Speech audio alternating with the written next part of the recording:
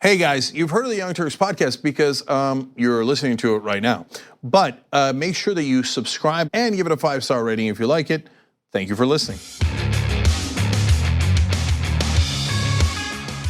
All right, welcome to the Young Turks. Got an awesome show ahead for you guys. Cenk Uygur, John Iadarola, Ira Madison. How you doing, Ira? I'm great. All right. Ira does a podcast on Crooked Media. It's called Keep It. So it gives you a sense of what you should do with it. Okay. Ira, it's pop culture and politics? Yeah. All right, that sounds good. I like it. I like both those things. We do both those things as well. We used to do a lot more pop culture, not as much anymore. But then we got a pop culture guy who's a president, who's a reality show host. So yeah, you know. I don't know. Does that mean your podcast just got taken over by politics? Sometimes we will not talk about what he's doing. Okay, what the orange man is doing. All right, got you. Okay. We can just talk about like Chernobyl if you want or something. Yeah, something more cheery. Something more cheery. I just started watching Fleabag. We can start talking about that if you want. Fleabag's great. It is. Yeah. So yeah, people are buzzing about Fleabag. I don't even. Where is it on? Amazon Prime. Yeah, it's just very funny. Yeah. All right, sounds good. Okay, what do we got in the news? We got Mueller. He did a press conference. I've got a lot of opinions. I had so many opinions, I immediately did a YouTube live, but we've got more details for you guys. Nancy Pelosi, you're gonna be shocked. I hope you guys are sitting down. It turns out does not agree with me. It's gotta be a first.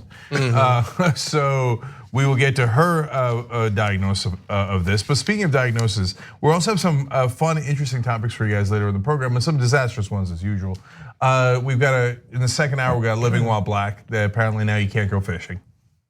All these dangerous things like mowing the lawn, barbecuing, now fishing, etc. But one that might be fun in a weird, obscure way is we're going to discuss / debate whether burnout at work is a real thing. I imagine John is going to take the position that it is. I'm going to take the position that it is not. Then it turns out you're going to take exactly the position I knew you would take then. So we'll talk about that. Okay. If I can make it to that point in the show. Anyway. Okay, soft. All right, here we go. Thank you. All right, now we're gonna have nothing but fun. But all right, let's start with Mueller. Let's see if we should impeach somebody. Let's do that. Today, for the first time, Robert Mueller has actually spoken publicly about his investigation and about the Mueller report. He did not speak for very long, that's true, but he did speak and he touched on a number of different aspects of the report that some people didn't read. I would say the vast majority of the country, it's fair to say, did not read, and most of the rest of the country has forgotten since it came out. But he touched on a couple important points in terms of conspiracy, obstruction of justice, and all of that. But we start off with conspiracy. The first volume of the report details numerous efforts emanating from Russia to influence the election.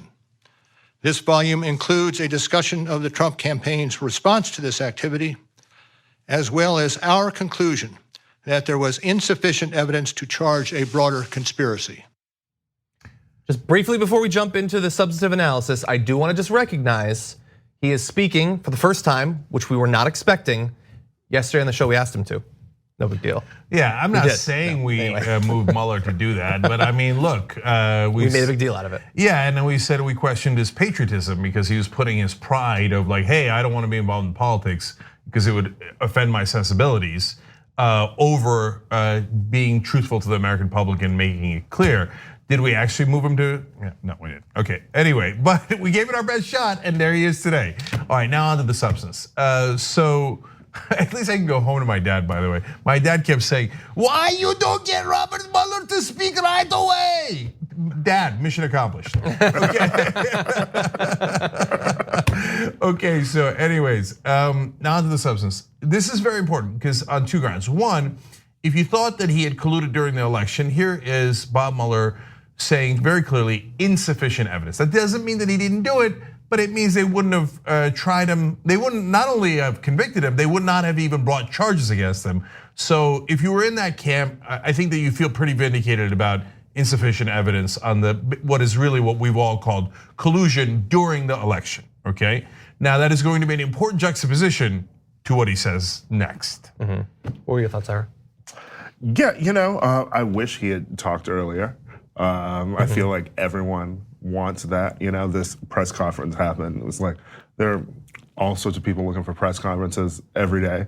Sarah Huckabee gives one all the time when no one wants to hear her speak, But yeah, I mean, it's pretty much what you expected, right? If you had read even parts of it, or what wasn't redacted, or anyone actually reporting on the actual report, you would know that what Mueller's saying is sort of what we already knew. I think the people who are acting surprised are people who were paying attention to reporting on what people were saying about the report instead of actually listening to what we knew about it.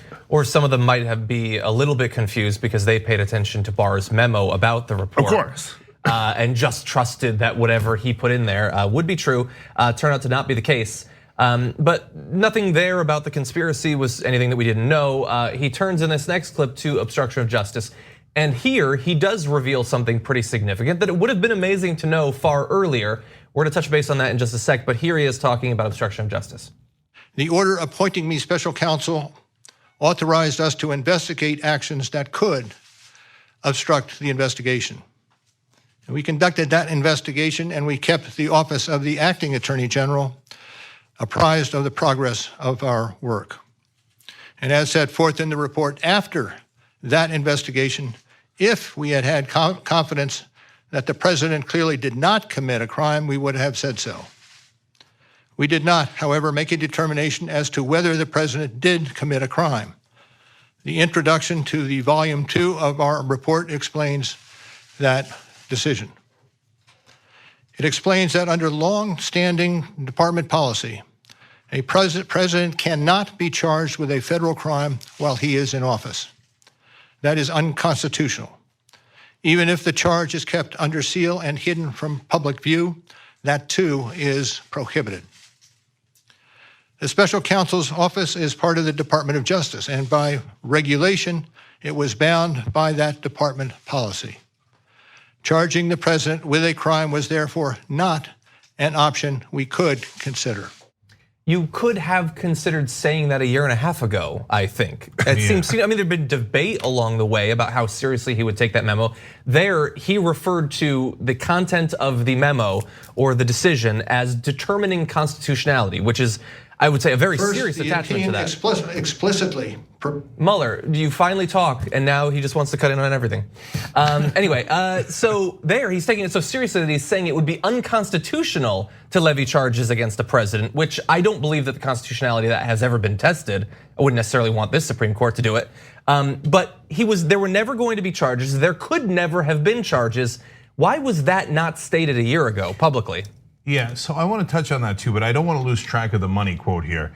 He said in that clip that you just watched, if we had had confidence that the president clearly did not commit a crime, we would have said so. Now, so he's saying on the collusion and what he calls conspiracy, because that's the legal word for it, insufficient evidence. On obstruction, if we had insufficient evidence, I would tell you. What does that mean? That means he has sufficient evidence. So why is he not charging him if he has sufficient evidence? One is what John just referred to, which is that he thinks he's not allowed to charge a sitting president. Okay, we're gonna get to the implication of that in a second. The second reason is he says, even if I thought that he should be charged if he weren't the sitting president, I couldn't tell you that because that would bias people against the president who would not get a chance to necessarily defend himself in court because we can't charge him. Now, if you're following along logically, that's very clear, completely easy to understand, especially if you're a lawyer. He's saying, yeah, he definitely did it. I'm just not legally allowed to charge him. I'll tell you who is in a second, right? But unfortunately, not everybody's a lawyer, and not everybody clearly understands that. And it allows for the Republicans and Donald Trump to obfuscate. So he says, I'm not charging him on this. On this one, I'm not saying anything because I'm not allowed to say anything, but here's 11 instances of him obstructing justice. So the Trump people come out and go, see, case closed. Literally, that's what Trump said. Case closed, obviously he didn't do it. No! And to John's point about framing, why didn't we have a discussion throughout that Mueller was never going to charge Trump? The question was, and that since he thinks that Department of Justice cannot charge Trump, what is the only body that actually can bring Trump or any president to justice if they break the law? Congress. So the entire time that Mueller was deliberating, we should have been having a conversation about, will Mueller give enough evidence for Congress to impeach Donald Trump? So now in the Mueller report, and we told you this when it came out, it says the correct next government body to act is Congress. So now we'll get to Pelosi and how she punted and she won't do her job and a total dereliction of duty. But here, I want the audience to be at least crystal clear. This is basically Mueller coming out and saying what Rashida Tlaib said, impeach the mother, okay? He's saying, it's not my job, it's Congress's job. And I just told you broke the law 11 times on obstruction of charges, obstruction of justice. If you're paying attention, crystal clear. If you're trying to confuse the issue, then then he gave you plenty of room to go, well, hey, he didn't say he's charging him, ha ha. So what's your take on it, Ira? I mean, so this is sort of the problem with a lot of politics right now, and the why so many people get frustrated with them. Because as you said, a lawyer hearing that would say, oh, okay, I totally get this. But for most people listening at home, they have been hearing about the Mueller report for like ever. And you're like, this is going to be the report that says whether or not the president committed a crime, we're gonna find out the truth. What is actually happening is the fact that no one seems to want to deal with the fact, even the media wants to deal with the fact that Republicans know that most people want to still play with a level playing field when it comes to politics. And so with Mueller just doing his job, Barr and other people, everyone who's sort of in Trump's land can come out and they can spin it to, so there's no collusion, and part of it too was just, I feel like framing so much of this as, are we finding out about collusion? Because I feel like one of the largest parts about this is the obstruction of justice. And that's what we should really be going after for impeachment. Yeah. Yeah, and we're not going to go through all of the instances of obstruction of justice, which are very clear in the Mueller report, and you should have already read it at this point. But again, there's no definition of obstruction of justice that means anything that he hasn't violated at this point. Like if he is allowed to get away with the things that he got away with and it does not count as obstruction of justice, there can never be an investigation of a president that's meaningful in the future because they can just fire everyone involved with it. They can not testify themselves. They can tamper with witnesses, threaten witnesses, dangle pardons in front of witnesses, all of the stereotypical, most obvious instances of obstruction of justice. He did that. That is why we got to this point where Robert Mueller is winking and nodding at the fact that Congress needs to step in. But he does, in his remarks, go a little bit more into the DOJ policy on charging and which body would actually pursue the next step in this clip. First, the opinion explicitly permits the investigation of a sitting president because it is important to preserve evidence while memories are fresh and documents available. Among other things, that evidence could be used if there were co-conspirators who could be charged now. And second, the opinion says that the Constitution requires a process other than the criminal justice system to formally accuse a sitting president of wrongdoing. And beyond department policy, we were guided by principles of fairness.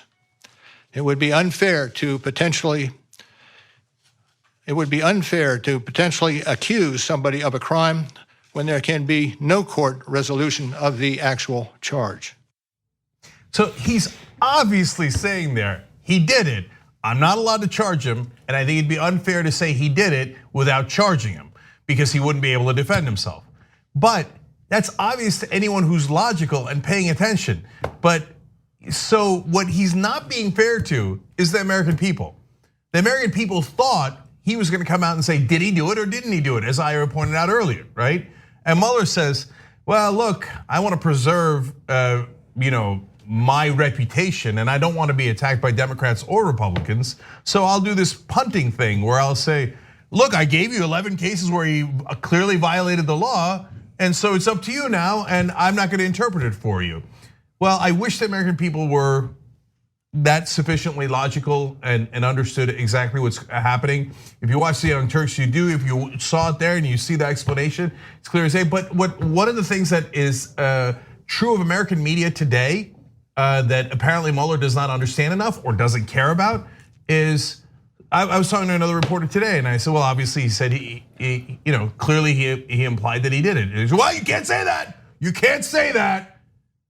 No, but wait a minute, you're being unfair to the truth. The truth is he laid out 11 instances where he obstructed justice and says, I can't charge him for it, and I'm not gonna tell you whether somebody should act on it, but I'm telling you that when I find insufficient evidence, I tell you. And here, I'm not telling you that. God damn it, it's so clear, except the way that Mueller stated it doesn't allow the neutral reporters who are not attached to reality and facts to go, hey man, nothing I can do about it. Nothing I can do about it. Which then the bad guys like Trump, et cetera, jump in and go, I'm cleared. Yeah. When he's actually saying the exact opposite. You know, it reminds me a lot of recently, we had that whole Jussie Smollett thing in Chicago, right? And a lot of the reason why the special prosecutor in Chicago dropped those charges was just because it would have been hard to prove that case in the public opinion after you basically had Rahm Emanuel and like the head of the police in Chicago going on news programs and basically saying he's guilty without providing any sort of evidence, And I think that's basically where Mueller is now, You can't legally sort of taint, public opinion, Otherwise it's gonna turn back against you. Yeah. So I hear you on that. That's I think what he's referring to when he says it wouldn't be fair, right? On the other hand, it's also not fair to leave the issue in any way unclear. We had you work on it for 2 years so you can clear it up, not so you can make it less clear. And so, look, again, no honest person that actually understands the issues would come away from that thinking that he was cleared on obstruction. They would think the exact opposite. And no one, if anyone says that he's exonerated on obstruction, that's a clear lie. Flat out lie, and there's no dispute about that. And just a couple last points to make of this. One, another reason that it's convenient that he is speaking today, and we just had our conversation yesterday, is that we went into whether that Office of Legal Counsel guideline was directing Mueller, and we speculated that it was pretty clear from the Mueller report that Barr's statements that it had nothing to do with it were a lie, that we now knew that. And today, I mean, you saw the videos, that was borne out today, that Barr had been lying about the fact that he was saying, no, the Office of Legal Counsel guideline has nothing to do with it. Even if that wasn't there, Mueller still would not have pressed any charges against Donald Trump. And this again, I mean, this is like the 7th time he's been proven to be a liar on the subject, but the people who came out immediately after the Barr memo came out and decided, I'm gonna tie my reputation to that guy's reputation and imply that anyone that besmirches him is clearly crazy because of his amazing reputation in Washington, just looks more and more ridiculous as the days go by. I'm referring to William Barr. Exactly. And one other thing too, just to bear in mind, like we're gonna speculate, I think after the break about what we do, where we go from here. But in terms of where Mueller goes from here, he's going from here, actually. He's resigned from the Justice Department. And in terms of him like testifying, whether publicly or privately, what can you expect from that?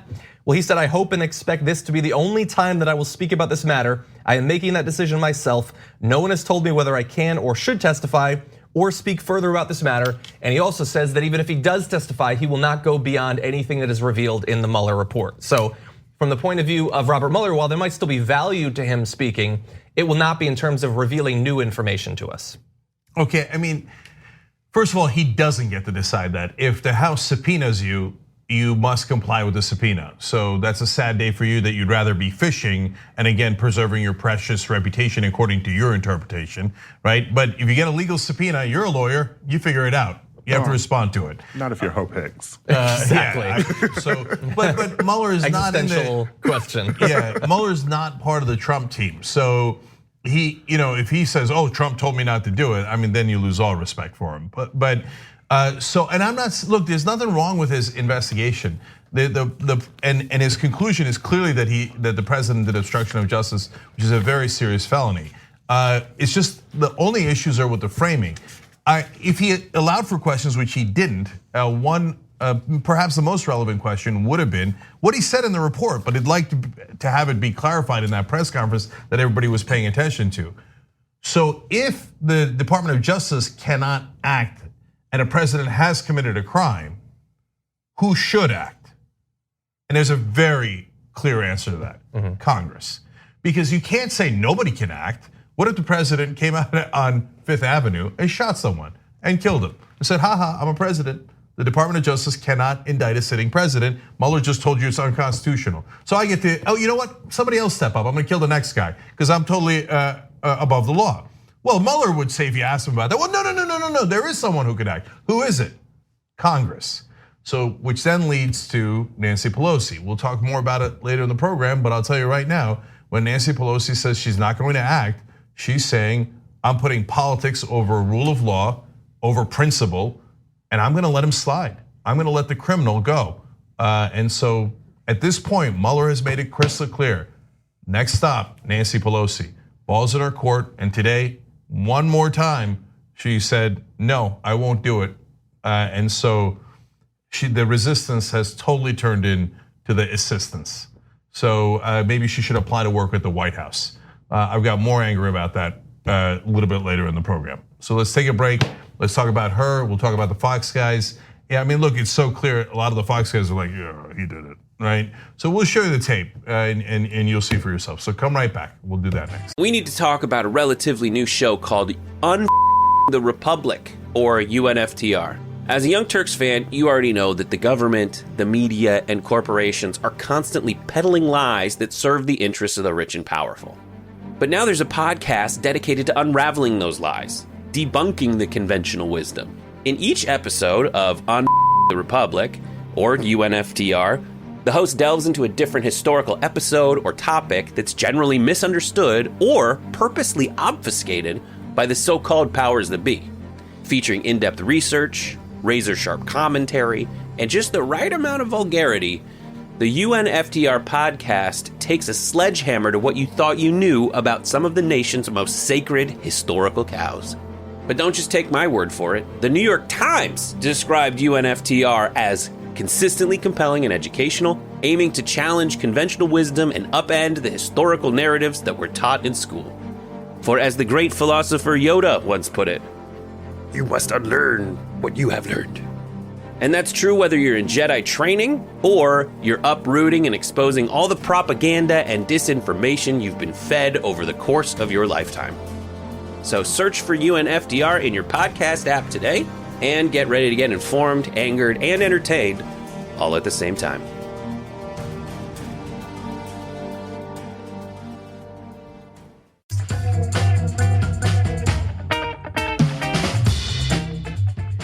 All right, back on the Young Turks. Lots of comments for you guys and lots of updates. So first of all, Jordan Klepper is going to be on the show on Thursday, so don't miss that. And we also are going to have a conservative on who thinks we should do impeachment. We're going to have a lot of guests on Thursday. And Dahlia Lithwick, who is one of the top legal reporters in the country, she also thinks there should be impeachment. Everybody except Nancy Pelosi thinks there should be impeachment. Okay, Shop TYT, by the way, has got some sort of thing for you guys. How's that for a tease? Okay, so Pride Month's 2 days away. That's why we've got the rainbow TYTs going for you guys. I have the one on the left at home, shoptyt.com. So the reason I pause is I don't know if there's a sale. You don't need a sale. Go to shoptyt.com. Show pride, okay? I haven't seen that right one. That might be new. Yeah, I think the right one, the one on the right is new. Okay, so now let's go to your member comments. Eclectic Miscellaneous says, how many minutes into the show will it be until Cenk says tick, tick, tick, tick, tick, tick, tick, tick? My guess is 6 minutes and 30 seconds. You are way off. No, but fair enough guess. No Way says, I think Mueller is hiding behind policy. This just seems like buck passing to me. Michael Rose says, hey, the TYT app now has airplay and casting. Woo! Woo indeed. You're right, you can do airplay, you can do casting. We're all over your TV. We're on Pluto, Zumo, Roku, or you can just take the TYT version, tyt.com, and aircast it, or I just said aircast it, airplay it or cast it. And apparently this is what you do when you do that. I've become my dad. You can go on internet or aircast. Anyway, Alexis says, Ira on TYT, I'm legitimately screaming, this is my dream team. Oh, that's very nice. I like that. Okay. All right, I get a lot more, but we gotta go. So, I'll give you one last one. On Twitter, Melinda goes, Ira! That's what she wrote. I don't think that was about us. I think that was about Trump tweets' effects on the stock market. Yeah, well, that also actually happened. Anyway, all right, what's next? Trump, unfortunately. So with Robert Mueller finally speaking about his investigation, we turn now to one of the key people in the investigation, Donald Trump. What did he think about the appearance today? He said nothing changes from the Mueller report. There was insufficient evidence, and therefore, in our country, a person is innocent. The case is closed. Thank you. I agree with him. Nothing changes from the Mueller report. Please read the Mueller report. All right, so let's go through the usual stuff. First of all, for 2 years, Donald Trump said, witch hunt! 18, 19, 17 angry Democrats, whatever number he was making up that day. Then he comes out and says, full exoneration. The witch hunt, and which happens with witch hunts all the time. They'd get together, they'd say, okay, you're a witch, right? And they'd bring the jury together, they'd be like, oh my God, they're not witches, no, none of them are witches. Okay, that's not really how witch hunts work. So he claimed total exoneration. Today, we have the sleight of hand. Insufficient evidence means that you don't charge somebody, ha ha. By the way, he's not even saying that he didn't do it. He's just like, insufficient evidence, got you. In our country, a person is innocent. Right, in our country, a person is innocent. Not in reality, okay? But that's a great point, He's talking about his own case ending as if he's the beginning to a Law and Order episode. He has no personal attachment. Right, but the main lie in there, of course, is he said insufficient evidence on collusion. He did not say insufficient evidence on obstruction. Yeah. He said plenty of evidence on obstruction. So nice try. So he obviously doesn't think that this appearance should be like the prologue to impeachment proceedings, but there are people on Twitter who do think so. You might recognize some of them from currently starring in the Democratic primary contest. That's a bunch of them. And so we've got Seth Moulton and Kirsten Gillibrand and Cory Booker and Elizabeth Warren and Beto O'Rourke and Julian Castro and Kamala Harris and Pete Buttigieg. I'm not sure if any of the others have yet tweeted specifically about it. We tried to get all of them, but that's 7 of the 62 candidates. So it's getting up there. It's become a more popular position. They're less scared of it. When Elizabeth Warren, not too long ago, was vocally in favor, I believe at a town hall, in favor of impeachment, it was considered kind of out there, and others have now caught up to her, as well as some who are not running for president. So Alexandria Ocasio-Cortez had tweeted, Mueller is playing a game of taboo with Congress. His word is impeach. You're looking for the word impeach. That tweet is just made specifically for me. But anyway, yeah, and so that's sort of what we were getting into in the last block, that he can't specifically say exactly what has happened and what needs to happen, but if you are paying attention, if you have a functioning brain, it's pretty clear what's going on here. And of course, Justin Amash has said the ball's in our court, Congress. And Justin Amash is a right-wing Republican congressman who has said, who are we kidding? The Mueller report clearly lays out crimes. He's got 11 cases of obstruction of justice. What did you need? 12 cases, right? So all reasonable and even some unreasonable people agree. And the only ones who are holding out, of course, are the Trump guys. And and Nancy Pelosi. What do you think? Is she going for vice president of Trump or Secretary of State? What does she want? Or just assistant? What do you think Pelosi's going for here? But now the presidential candidates are fairly clear. It took them long enough. I mean, why did Mueller have to say it? It was in the report. Why? That's why I give Elizabeth Warren credit for leading the charge. Some of them had, and last night's town hall, I mean, she was just asked about it. Kamala Harris also was in favor of beginning proceedings. Yes, look, and there's layers to it. And so I would say in this category, Elizabeth Warren is the best because she said, look, it's a matter of principle. I don't care what the politics is. So that she had the right reason. She was the most aggressive about it, the most correct about it.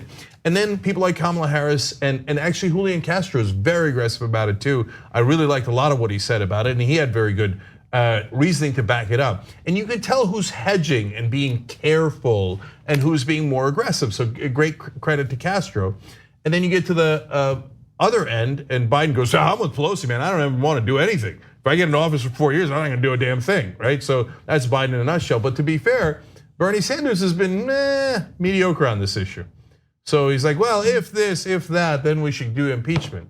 I don't think it's look, if Bernie Sanders said, hey, I'm too busy passing Medicare for all and Green New Deal and all these things that I don't have time for impeaching Trump, and he's in the Senate, so they could be working on that stuff, that would be one thing, and he would have credibility in that grounds, whereas Pelosi does not.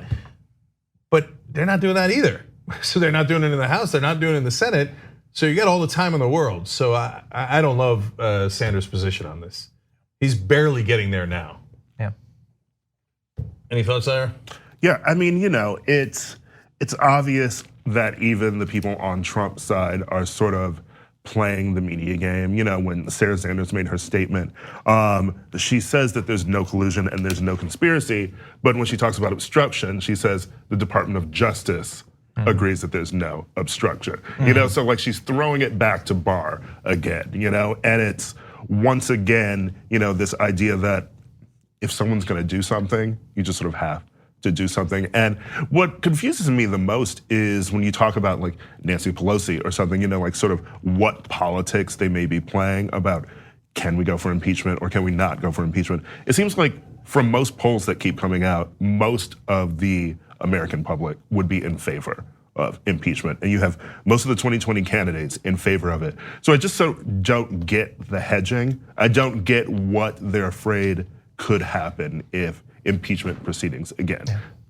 We can't say for sure, like we have an idea from polling of what the American people think, but we don't have an idea of what the American people think when the Democratic Party and its leadership have been unified in making the case to them, because we haven't seen that yet. We have to speculate. But imagine the Democratic Party being unified. Yeah. Yeah, and imagine the Democratic Party actually fighting for you. I know it seems unimaginable. And actually making their own case rather than Trump's case. Unthinkable. All right, so now let's turn to them. Yeah, so well, and others around them. What Mueller was saying this morning was fairly clear. Clear not just to people on the left, but people on the right as well, including on Fox News. Bret Baier had this to say. By the tone and tenor of those remarks, as he laid out his case, wrapping up this report, this was not, as the president says time and time again, no collusion, no obstruction. It was much more nuanced than that. I haven't watched any other Fox News today. I'll just imagine that on through to Sean Hannity, they agree with him. No, but Napolitano, as usual, came out and was clear. Again, look, guys, don't get confused Napolitano for anybody's liberal or progressive. And so he's been saying a lot of things drive me crazy lately. That's because we're two Americans who disagree. That's the way it's supposed to be, okay? But on this issue, we do agree. And he said, well, Mueller said that there was evidence that he did obstruction. It's like, well, what else do you need? He said there's no evidence or not enough evidence on collusion, but plenty of evidence on obstruction. So you've got a couple people on Fox News going, look, guys, I don't know, I can't. There's a bridge too far, right? I can't twist his words to mean the exact opposite. So I'm going to tell you what he actually said.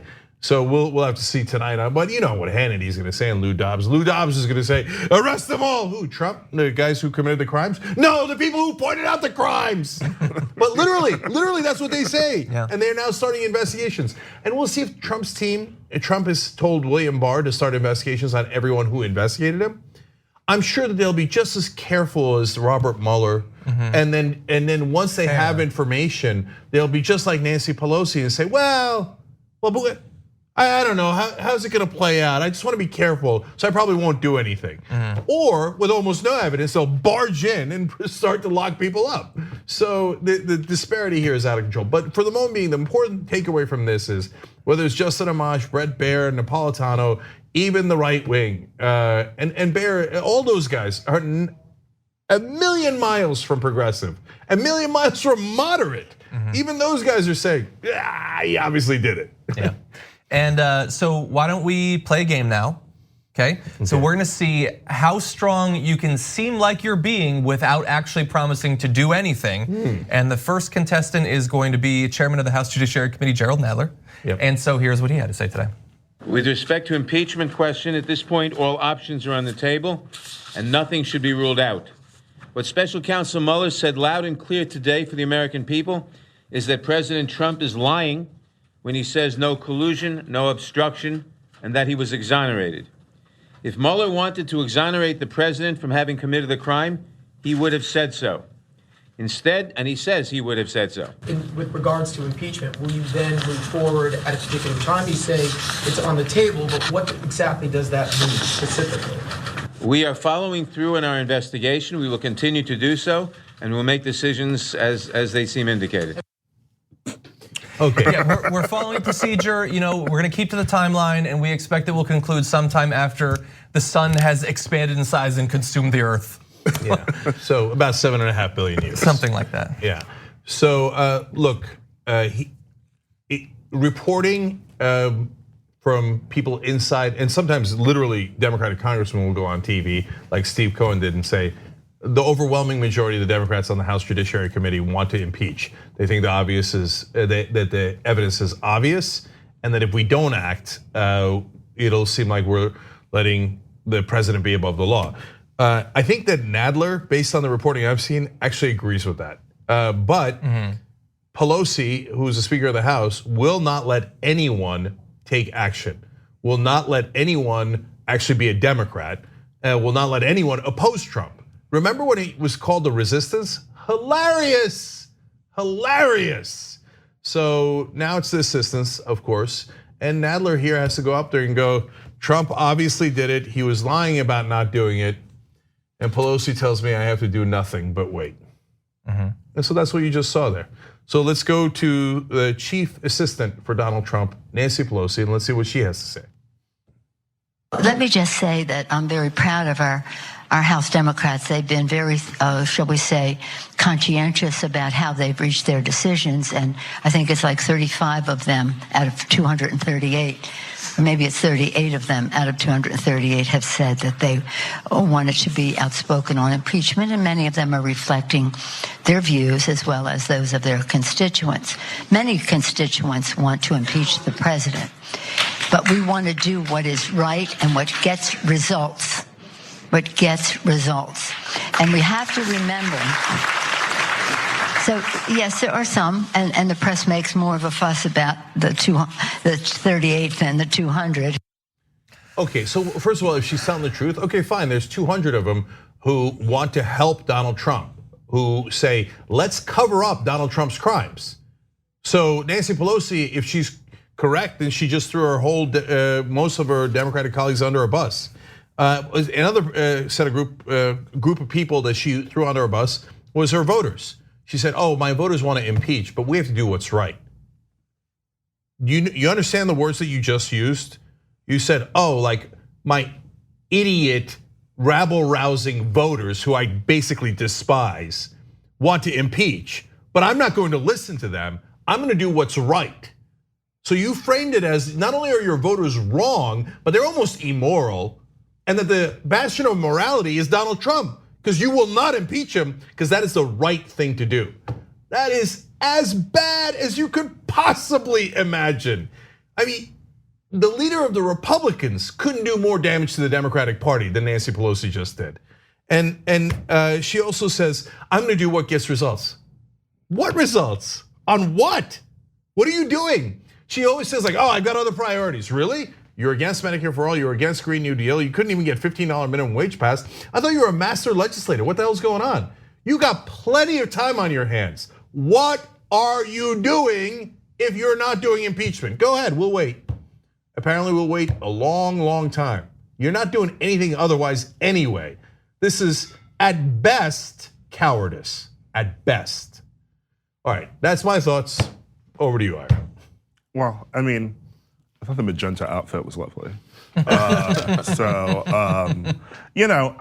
think that for Pelosi, when she's thinking about what will get, these quote unquote results, she's probably thinking, about 2020, probably thinking about, the Senate, probably thinking about who's running for president, and I feel like she just thinks that impeachment now probably will throw a lot of that into disarray. And I get it. Sometimes people don't want to, throw a lot of plans that they might have laid out into chaos by, sort of introducing something new to it. But, when you have people like Elizabeth Warren who, I strongly agree with and think is doing so many amazing things right, talking about how she doesn't care politically what happens, we should move forward with impeachment. I think those are people who we should be listening to. Yeah. So look, I want to address a couple of quick points that the Pelosi team makes. One is they believe that it's the 1990s. It is not. I just wanted to correct that for the record. They believe that Donald Trump is just like Bill Clinton. He's not. They're two different human beings. I'd like to correct that for the record. Bill Clinton at the time was incredibly popular. Donald Trump is incredibly unpopular. So your sense of time and politics is miserable. You don't really know what you're doing. I mean, to go back to a cliche thing of like, oh, impeachment didn't work for the Republicans in the 1990s when they did it based on absolutely nothing against an incredibly popular president. Oops. So you don't know anything. So let's move on past that. Number two is, she says, oh, well, the Senate, this is the number one thing they do. The Senate won't convict, so what's the point? The point is that you do your job and then you worry about whether they do their job. And by the way, when you have impeachment proceedings in the House, the whole country will see all the evidence. The 11 times that he obstructed justice according to the Mueller report, do the American people know about that? Almost not at all. Why? Because you never brought it up. You never talk about it. Maybe, I know this is absolutely unthinkable to Nancy Pelosi. Maybe if you made your own case, the reality is, of course, she does. She represents the corporate donors. She's making their case. Hey, I got the tax cuts already. Trump's awesome. And I'm raising a lot of money if I'm a Democrat off of Donald Trump. That's what this is about. Anyway, but if you actually made the Democratic case, you'd have a better shot. Then the American people go, oh, I see. Right now they say Trump, they see Trump going, I'm innocent, case closed. They see Pelosi saying, hey, the right thing to do is not to impeach Donald Trump. What do you think they're gonna conclude? Or what if you said, hey, you know what, Donald Trump is wrong, this was a crime, and we're going to investigate it, and we're going to, and make sure that there are consequences attached to it, then perhaps your side would have a fighting chance. But you don't want them to have a fighting chance because you're a natural born loser. And then Washington tells me that Pelosi's a master legislator. Is this what a master legislator does? Just lies down like a floor mat for Donald frickin' Trump? It's not like we're dealing with FDR here. It's not like, or even Reagan, I got no respect for him, but at least he was in his time popular and had some degree of strength. Donald Trump is the weakest, saddest, most pathetic, most unpopular president we've ever had in our lifetimes, and you're still laying down for him. That's unbelievable. And the Senate, you know what would happen? The Republicans would then be put to a decision. And the decision would be one of two things. Either I'm going to say, in the face of overwhelming evidence, I vote no, I vote in favor of criminality. I want to let the criminal go. And then they're on the record on that, Nancy. Did you think about that? Did you think, hey, maybe that might hurt their chances in their state? Or they're going to convict, but you leave that up to them. What's the point of saying, oh, I surrender to the Republicans in the Senate, I surrender? Where the is the master legislator that I hear these idiot mainstream media guys constantly talking about? Oh, she's so amazing. Really? Really? Lying down to Trump, kneeling, bending a knee to Trump is amazing? That's the master legislator? Okay, and the most important part of all this, guys, is precedent. If Nancy Pelosi says, under no circumstance, which is exactly what she's saying now, are we going to pursue impeachment? Here's Mueller, did 2 years of work, gives me 11 counts of obstruction, and I say no. That means the president is above the law. And not only any president, which is a horrible, horrible precedent to set, but you don't have to think about this outlandish scenario where we have a monstrous president who wants to do wildly illegal things and doesn't believe in our democracy. He's in office right now. That's the guy you're letting get away with it, okay? So if Pelosi says no impeachment, what's to stop Trump from breaking more laws? He just got a get out of jail free card forever. Imagine if Pelosi's wrong and they don't win the election and Trump wins again. What is he gonna do in the next 5.5 years, not just 1.5 years? He's gonna say, well, the Democrats told me I could break any law I like. And then they can appoint a special counsel. What difference does it make? The special counsel is gonna say you can't indict a sitting president, and Nancy Pelosi is going to do a preemptive surrender. I could shoot somebody on 5th Avenue and get away with it. And that's not my supporters saying it, that's Nancy Pelosi saying it. And that's just what happened today. Let's take a break. All right, we'll be back. I didn't know I was gonna get that angry about it, but I did. And so we'll take a break, we'll come back, and I'll have more righteous rage. At TYT, we frequently talk about all the ways that big tech companies are taking control of our online lives, constantly monitoring us and storing and selling our data. But that doesn't mean we have to let them. It's possible to stay anonymous online and hide your data from the prying eyes of big tech. And one of the best ways is with ExpressVPN. ExpressVPN hides your IP address, making your active ID more difficult to trace and sell to advertisers. ExpressVPN also encrypts 100% of your network data to protect you from eavesdroppers and cyber criminals. And it's also easy to install. A single mouse click protects all your devices. But listen, guys, this is important. ExpressVPN is rated #1 by CNET and Wired magazine. So take back control of your life online and secure your data with a top VPN solution available, ExpressVPN. And if you go to expressvpn.com/TYT, you can get 3 extra months for free with this exclusive link just for TYT fans. That's expressvpn.com/TYT. Check it out today. We hope you're enjoying this free clip from the Young Turks. If you want to get the whole show and more exclusive content while supporting independent media, become a member at tyt.com/join today. In the meantime, enjoy this free segment. All right, back on the Young Turks, lots of comments, obviously. Let's go to Twitter. Johnny Cyanide said, obstruction of crime you didn't commit is like resisting arrest when you didn't do anything wrong. No? No, Johnny, it is actually different. But I'm glad you're asking the question because cops will often use resisting arrest without an underlying crime, and that makes no sense at all. What were you arresting me for, right? This is not the same because if you obstruct an investigation, that is why they couldn't find enough evidence on the crime. So that is the main reason why you can have obstruction without the underlying crime. Because, for example, if you burn the evidence, you get charged with obstruction of justice, and you don't get charged with the underlying crime because you burned the evidence, right? So another reason is Mueller didn't investigate, in this particular case, didn't investigate Donald Trump's business dealings with the Russians. So he was obstructing, but for a totally different reason. He's like, oh, he only investigated the election? How did I get this lucky? Right. And that was referenced in the Mueller report. Mueller speculated that it might be to cover up crimes that are not being investigated, but that one could fear would be investigated. Yes, and then why didn't you investigate them? Anyway, all right, let's move forward. Seth Jones says, I was listening to hashtag TYT Live and went upstairs, come back downstairs to find my mother-in-law listening to it on her own now. She says, you walked away, I wanted to hear them. And Seth add one more to the TYT army. I love that, Seth, and your mom-in-law. How you doing? TYT.com/John. That's how you sign up if you want for membership. Uper Meg speaking, which says, almost time for me to be done working and I get to watch the Young Turks. So glad we are members so I can catch up later. Hashtag TYT Live, hashtag member, hashtag TYT Army. And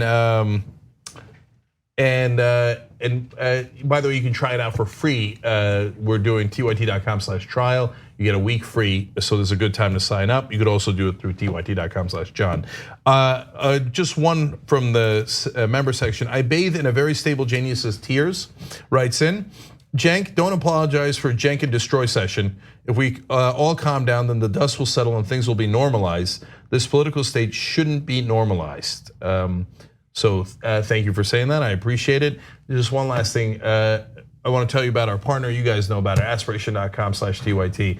Look, guys, peace of mind with your money, and they give away 10% to charity. It's ridiculous how generous it is. No, your money does not get put into fossil fuel funds, and you make more from your money. It's a total win-win, or as we now know it, an aspiration.com/TYT.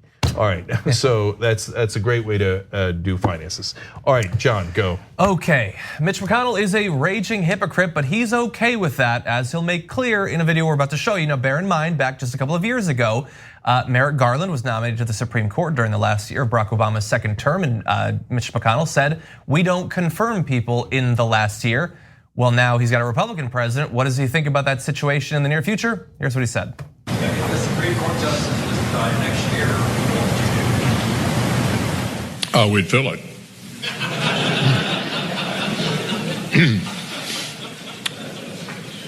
Yeah, the reason I started with the judges, as important as all these other things are that we're talking about, I mean, if you want to have a long-lasting, positive impact on the country, everything else changes.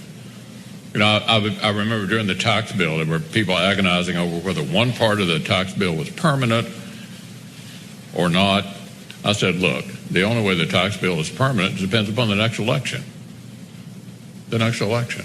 Because people have different views about taxes in the two parties and approach it differently when they get in power. What can't be undone is a lifetime appointment to a young man or woman who believes in the quaint notion that the job of judge is to follow the law.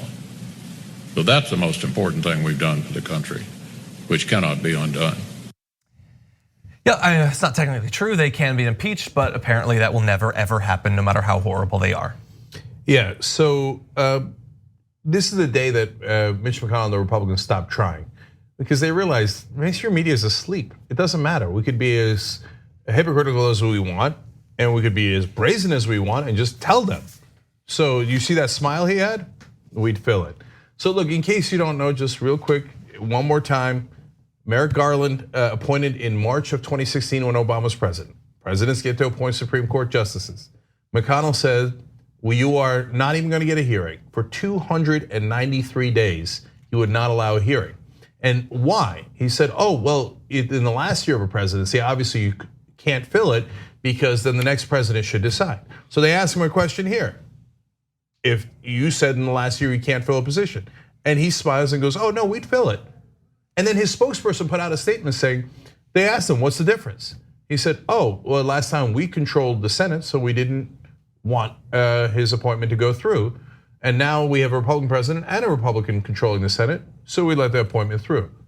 What that is rubbing your face in it, going, yeah, we're hypocrites. What are you gonna do about it? Well, the Democrats aren't gonna do anything about it. They roll over every time. They're still having a discussion about whether they should end the filibuster when we use it to our advantage in every conceivable way. And they're still having a debate over it, idiots. Yeah. And the mainstream media will call everything even. So what difference does it make? I can tell you all day long that I'm a hypocrite, and they'll still say, oh, well, it's even, I can't tell who's obstructing. I can't tell. So you should actually look into doing your job. Now they'll say, Jake, that's not fair. We stated his quotes, we gave the quotes. No, you're also supposed to give context. And so when McConnell next time says something, you should give the context of he's a well-known liar and a well-known hypocrite. Oh, you can't say that. What do you mean I can't say that? He just told you he was a liar. He said during the Obama years, oh, there's a rule that you can't fill a Supreme Court vacancy in the last year of a presidency. Now he says there is no such rule, that he made it up just for a sheer power grab. Well, what do you call that if you don't call it a liar and a hypocrite? So when the media does not call them those things, understand they're not. If they'll hide behind I'm doing my job. No, your job is not to be neutral to the facts. It's to be objective about the facts. So if you call it even, you've helped Mitch McConnell lie. That's the reality of it. Ira, go. You know, I don't know if there's anyone that I hate more than this Dukes of Hazzard villain, Mitch McConnell. But you know, it was obvious, you know, that this was going to happen. We all knew it was going to happen. It's just now that they said it out loud, and you know, maybe that, by the way, is Pelosi's plan. You know, there's the idea that when a criminal thinks that they've gotten away with it, the last part of the detective novel, they get caught. You know, I feel like they think they've gotten away with everything at this point, and to be so brazen to just like say, oh, we'd fill it, and then have his team put out a statement that even says, oh no, we didn't do that before because, we controlled everything. And now we wanna be able to do that again.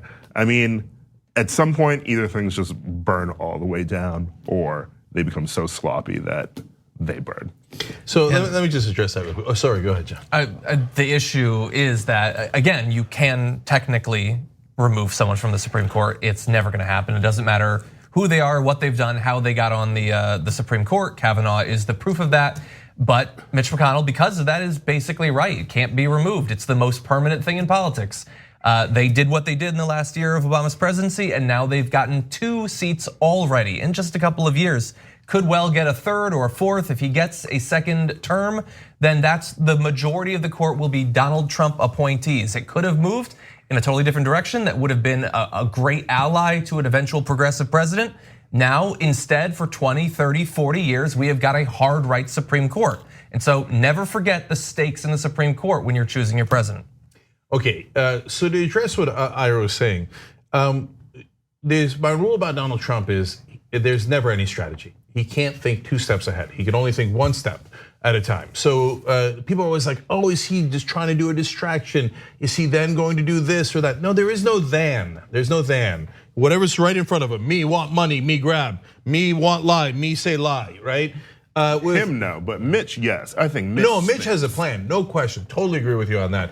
And I agree with you that Mitch McConnell is not only a Duke of Hazzard villain, which I loved, right, but is actually the bigger cancer. I don't know that you said that, but I'll go further, right?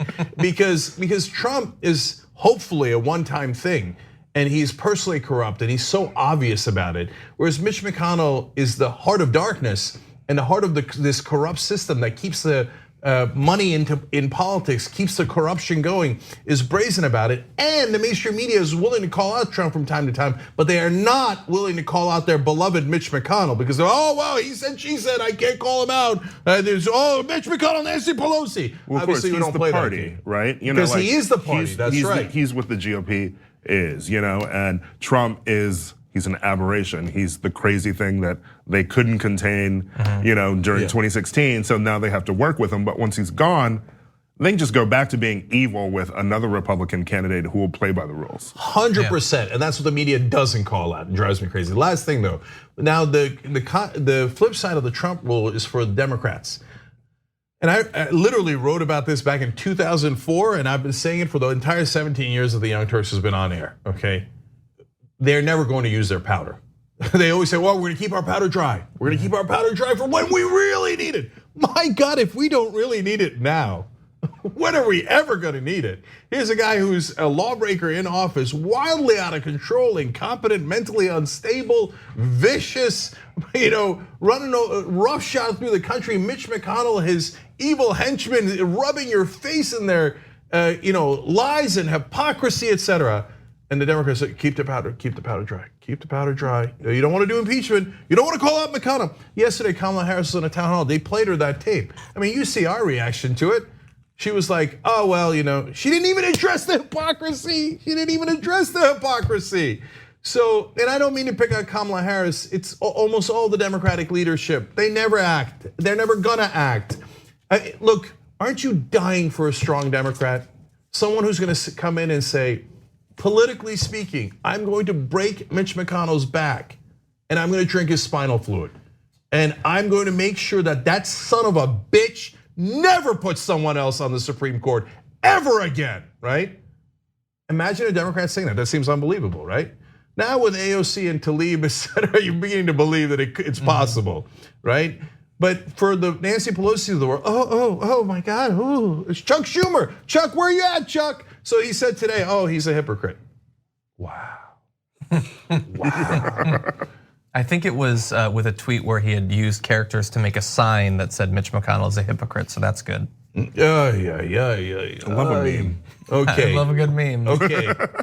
What? Let's see what Vince McMahon thinks about this. Okay, Chuck Schumer, you are the leader of the Democrats, so-called leader of the Democrats in the Senate.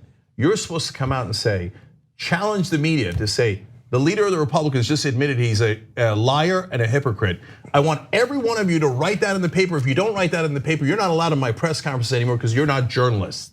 Because he just told you to your face that he's a liar and a hypocrite. What is it gonna take for you? And by the way, I'm gonna make it my life's mission to end Mitch McConnell's career. I'm gonna go find the best person in Kentucky, which by the way, Chuck Schumer will probably find the worst person in Kentucky. Who's taking the most corporate cash? Who's gonna seem the most elitist in Kentucky? So that's Chuck Schumer and Nancy Pelosi for you guys. They're never gonna act. Their powder is going to be forever dry. But that's why we should get rid of them all. Look, Justice Democrats, they are going to unveil some new people running against Democratic incumbents soon. So justice is coming. And when it does, you got to be the army that backs it up. Because these current slate of Democratic leaders are never, ever going to fight for you. So, all right, we gotta go. Look, I need everybody to check out Ira's show. Ira Madison, it's called Keep It. It's on Crooked Media. It's pop culture and politics. A little bit lighter than today. There's a lot of fire and brimstone. Okay. I don't know, we talk about Harvey Weinstein a lot, so it's kind of dark. Well, that is dark. That is definitely dark. All right, thank you for joining us. Yeah, really thanks for having appreciate me. it. All right, we do have more fire and brimstone when we return, because not only me, but the new me, according to the audience from yesterday's Kamala Harris town hall coverage, is Ida Rodriguez. They made me seem tame last night, especially Ida. So that when we return. Thanks for listening to the full episode of the Young Turks. Support our work, listen ad-free, access members-only bonus content, and more by subscribing to Apple Podcasts at apple.co/TYT. I'm your host, Cenk Uygur, and I'll see you soon.